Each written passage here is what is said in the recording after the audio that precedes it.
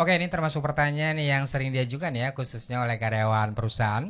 Ketika sebuah perusahaan memberikan peringatan kepada karyawannya dalam bentuk surat peringatan atau SP, biasanya SP itu dilakukan secara berjenjang atau secara bertahap atau secara berurutan dari SP1 kemudian SP2 lalu SP3 sampai akhirnya dilakukan pemutusan hubungan kerja atau PHK oleh perusahaan. SP ini biasanya diberikan karena karyawan melakukan pelanggaran terhadap peraturan perusahaan atau terhadap perjanjian kerja.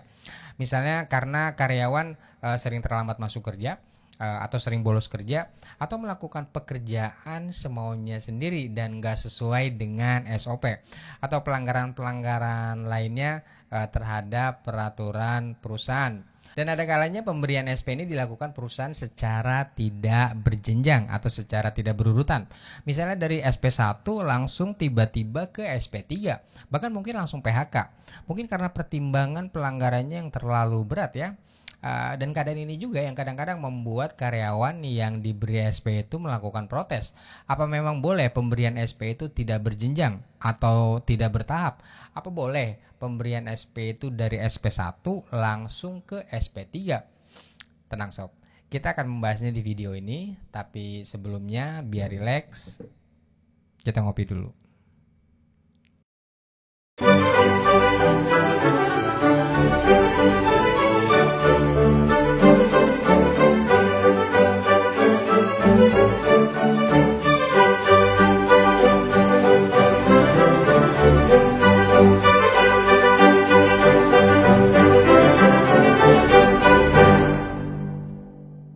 Di video ini kita akan menggunakan istilah karyawan ya, yang sebenarnya istilah itu tidak dikenal di dalam Undang-Undang Ketenagakerjaan. Undang-Undang Ketenagakerjaan menggunakan istilah pekerja atau buruh, tapi karena kita sudah familiar dengan istilah karyawan, maka di video ini kita akan menggunakan istilah tersebut, karyawan. Di dalam Undang-Undang Ketenagakerjaan, hubungan antara karyawan dan perusahaan disebut hubungan kerja. Dasarnya adalah perjanjian kerja. Jadi perjanjian kerja itu yang membentuk sebuah hubungan kerja di antara perusahaan dan karyawan. Tanpa adanya perjanjian kerja maka tidak akan ada hubungan kerja. Nah, ketika perusahaan atau karyawan memutuskan hubungan kerja tersebut, maka ini dinamakan PHK atau pemutusan hubungan kerja. Jadi sebenarnya inisiatif dari pemutusan hubungan kerja atau PHK itu tidak hanya dari perusahaan, tapi bisa juga dilakukan oleh karyawan. Jadi karyawan juga bisa melakukan PHK. Misalnya ketika karyawan mengundurkan diri dari perusahaan atau resign atas inisiatif karyawan sendiri. Sebenarnya ini juga dikategorikan sebagai PHK, pemutusan hubungan kerja, yaitu PHK yang diinisiasi oleh karyawan atau PHK yang disebabkan oleh pengunduran diri dari karyawan. Jadi PHK itu tidak mutlak hanya bisa dilakukan oleh perusahaan, tapi karyawan juga bisa melakukan PHK, pemutusan hubungan kerja dengan cara resign atau pengunduran diri.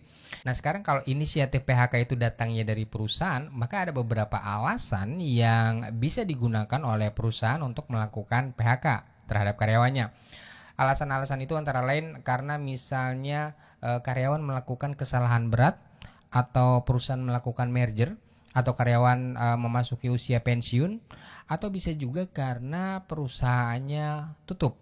Ini beberapa contoh alasan saja yang bisa digunakan oleh perusahaan untuk melakukan PHK terhadap karyawannya sesuai Undang-Undang Ketenagakerjaan. Nah, salah satu alasan yang bisa digunakan oleh perusahaan untuk mem-PHK karyawannya adalah karena karyawan melakukan pelanggaran terhadap peraturan perusahaan atau terhadap perjanjian kerjanya. Misalnya karyawan sering terlambat masuk kerja atau karyawan tidak melaksanakan pekerjaannya sesuai perintah atasannya. Jadi kerja semaunya sendiri dan bahkan mungkin melawan perintah dari atasannya. Mengenai jadwal masuk kerja dan cara melakukan pekerjaan dan syarat dan ketentuan lainnya tentang pekerjaan, ini biasanya diatur di dalam peraturan perusahaan. atau diatur di dalam perjanjian kerjanya. Dan ketika syarat dan ketentuan itu dilanggar oleh karyawan, maka tindakan-tindakan karyawan itu dianggap sebagai pelanggaran peraturan perusahaan atau pelanggaran terhadap perjanjian kerja. Sesuai Undang-Undang Ketenagakerjaan, Undang-Undang Nomor 13 Tahun 2003, kalau karyawan melakukan pelanggaran terhadap perjanjian kerja atau terhadap peraturan perusahaan, maka perusahaan bisa melakukan PHK terhadap karyawan tersebut. Tapi syaratnya perusahaan harus memberikan peringatan terlebih dahulu kepada karyawan yang bersangkutan. Peringatan ini biasanya dalam bentuk surat peringatan atau SP, dan tidak cukup hanya sekali tapi bisa beberapa kali surat peringatan. Surat peringatan pertama, surat peringatan kedua, surat peringatan ketiga, dan pemberian surat peringatan ini dilakukan secara berurutan atau berjenjang dari SP1, kemudian SP2, kemudian SP3.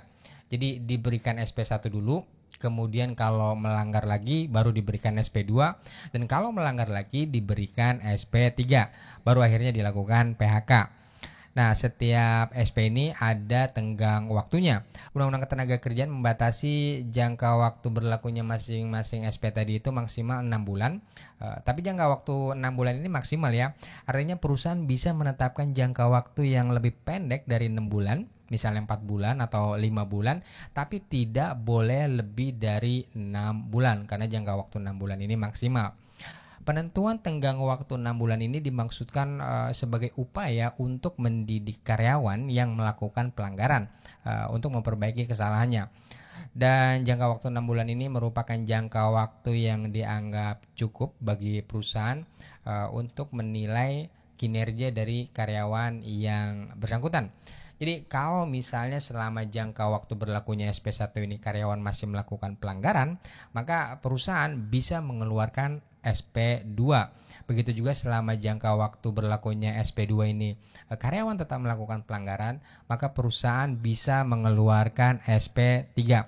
Dan perusahaan bisa melakukan PHK jika dalam jangka waktu berlakunya SP3 itu karyawan tetap melakukan pelanggaran peraturan perusahaan atau perjanjian kerja. Akan tetapi kalau karyawan mendapatkan SP1, kemudian jangka waktu berlakunya SP1 ini habis dan karyawan melakukan lagi pelanggaran, maka perhitungan SP-nya tidak lanjut ke SP2 tapi kembali ke SP1. Ini karena pelanggaran berikutnya itu dilakukan karena jangka waktu SP sebelumnya, SP1 sudah habis. Begitu juga dengan SP2 dan SP3. Kalau jangka waktu SP2 misalnya sudah habis dan karyawan melakukan pelanggaran lagi, maka SP berikutnya tidak lanjut ke SP3 tapi kembali ke SP1. Jadi kata kuncinya adalah apakah jangka waktu berlakunya SP itu sudah habis atau belum. Kalau jangka waktu berlakunya SP itu belum habis dan karyawan melakukan lagi pelanggaran peraturan perusahaan atau perjanjian kerja, maka lanjut ke SP berikutnya. Tapi kalau jangka waktu berlakunya sudah habis, maka kembali lagi ke SP1. Nah, kembali ke pertanyaan di awal tadi, kalau perusahaan memberikan SP secara tidak berjenjang dari SP1 langsung ke SP3 misalnya, apakah ini boleh? Sesuai Undang-Undang Ketenagakerjaan, Undang-Undang Nomor 13 Tahun 2003, khususnya pasal 161, di sana ditentukan bahwa kalau karyawan melanggar ketentuan perjanjian kerja atau peraturan perusahaan, maka perusahaan bisa melakukan PHK setelah terlebih dahulu karyawan diberi SP1, SP2, dan SP3 secara berurutan. Ini ketentuan umumnya. Akan tetapi di bagian penjelasan pasal tersebut dijelaskan juga bahwa masing-masing SP tadi bisa diterbitkan secara berurutan atau tidak berurutan. Hal itu sesuai dengan ketentuan yang diatur di perjanjian kerja atau di peraturan perusahaannya. Dan bahkan di dalam penjelasan pasal 161 itu juga dijelaskan bahwa perusahaan bisa memuat jenis-jenis pelanggaran tertentu yang bisa diberi peringatan pertama dan terakhir. Kalau karyawan melakukan lagi pelanggaran selama tenggang waktu berlakunya peringatan pertama dan terakhir ini, maka perusahaan bisa langsung melakukan PHK terhadap karyawan. Jadi perusahaan juga bisa ya memasukkan jenis-jenis pelanggaran tertentu yang bisa diberi peringatan pertama dan terakhir, dan jenis pelanggarannya ini ditentukan secara definitif di dalam peraturan perusahaan atau di dalam perjanjian kerjanya. Nah, jadi dari ketentuan pasal 161 Undang-Undang Ketenagakerjaan tadi, maka perusahaan punya opsi atau pilihan apakah perusahaan akan menetapkan SP itu secara berurutan atau tidak berurutan. Atau bisa juga misalnya untuk pelanggaran-pelanggaran yang sifatnya umum, SP-nya diberikan secara berurutan. Sementara untuk pelanggaran tertentu yang ditentukan spesifik, SP-nya bisa tidak berurutan, ini juga bisa. Atau bisa juga memberlakukan SP pertama dan terakhir untuk jenis-jenis pelanggaran tertentu, ini juga bisa ditetapkan. Jadi perusahaan bisa memilih ketentuan mana yang akan digunakan.